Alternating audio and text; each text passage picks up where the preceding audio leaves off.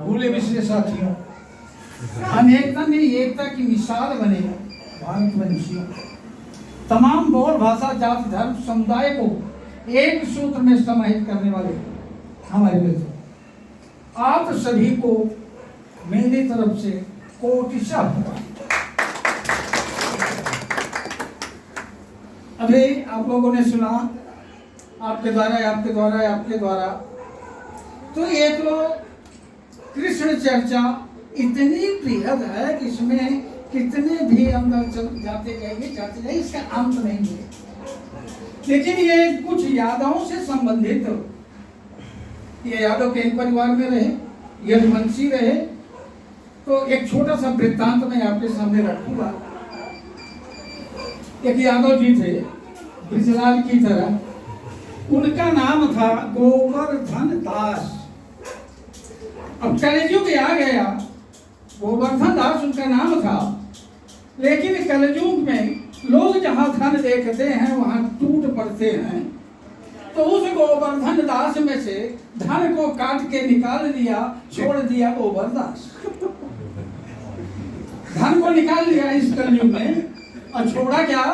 गोवर्धन। तो एक दिन संयोग से गोवर्धन जी कहीं पर कृष्ण की चर्चा हो रही थी, वहां सम्मिलित हो गए। तो वहां गुरु जी के मुंह से सुने कि बिना भगवान का मंत्र लिए या कुछ ऐसा कुछ जब तक जप तप नहीं करेंगे आपको मोक्ष नहीं मिलेगा।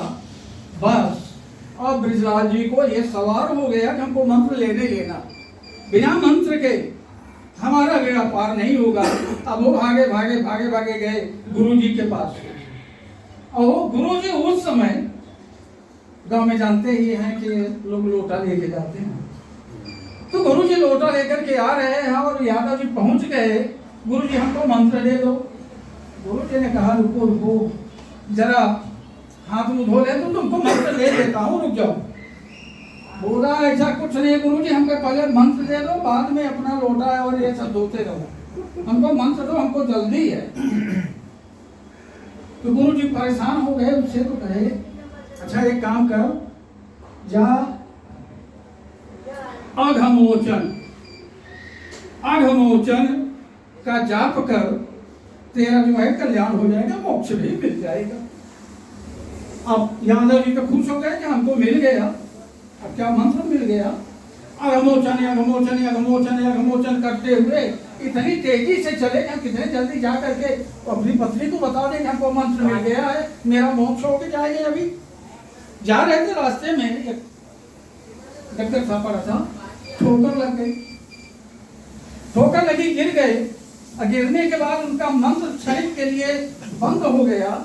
और बंद होकर के जब उठे तो अघमोचन में से आका जो है विसर्ग हो गया, भूल। अब बचा घमोचन। तो अब आको विसर्ग गए तो बचा क्या? घमोचन। तो यादव जी ने कहा जाने दे, अच्छा से क्या होता है, कुछ होगा, चलो घमोचन पढ़ते। तो ये श्री कृष्ण का 109वां नाम है घमोचन। 108 नाम पहले था, यादव यदुवंशियों ने उन्हें 9वां नाम दिया, 109वां नाम घमोचन। और घमोचन करते हुए चल दिया। अब हम इस नाम को बंद नहीं करेंगे, खाते पीते उठते बैठते अब तक घमोचन। सुबह हुआ, हर बैल लेकर के खेत में पहुंच गए, अब घमोचन कर रहे हैं। तो मुरलीधर कृष्ण जी भोजन करने जब बैठे तो ये हंसने लगे।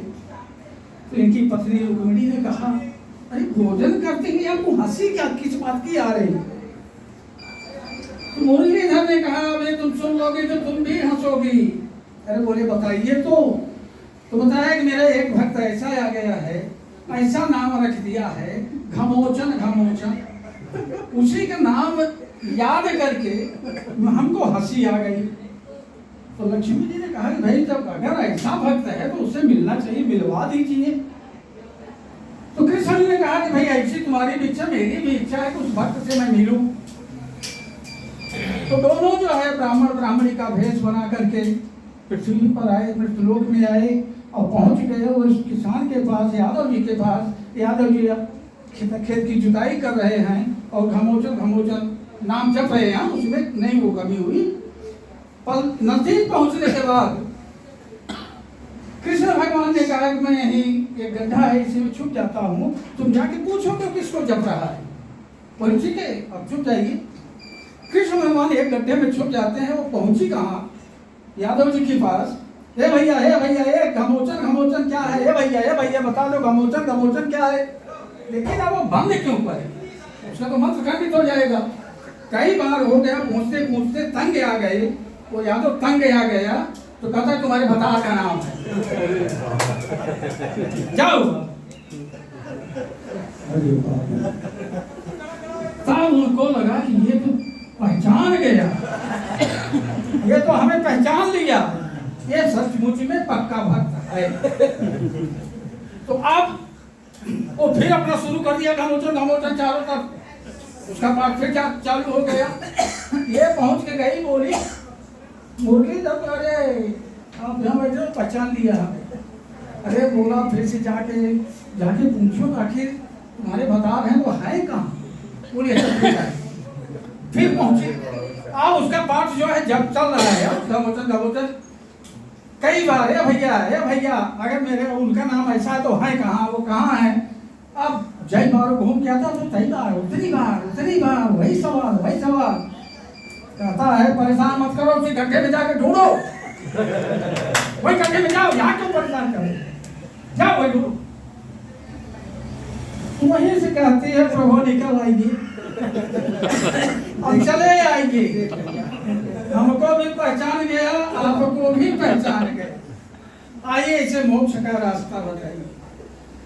तो भगवान भी आ गए, कह दिया मैं ही मुरली, कहना मैं ऐसे नहीं मानने वाला हूँ कि मुरलीधर हो, पता नहीं कहाँ से भिखारी चले आए हो, कहते हुआ मुरलीधर है, अपने वास्ती भेष में आओ तो मैं जानू। तो कृष्ण भगवान भक्त के वजह से, भक्त नहीं भगवान ही गए भक्त की ओर।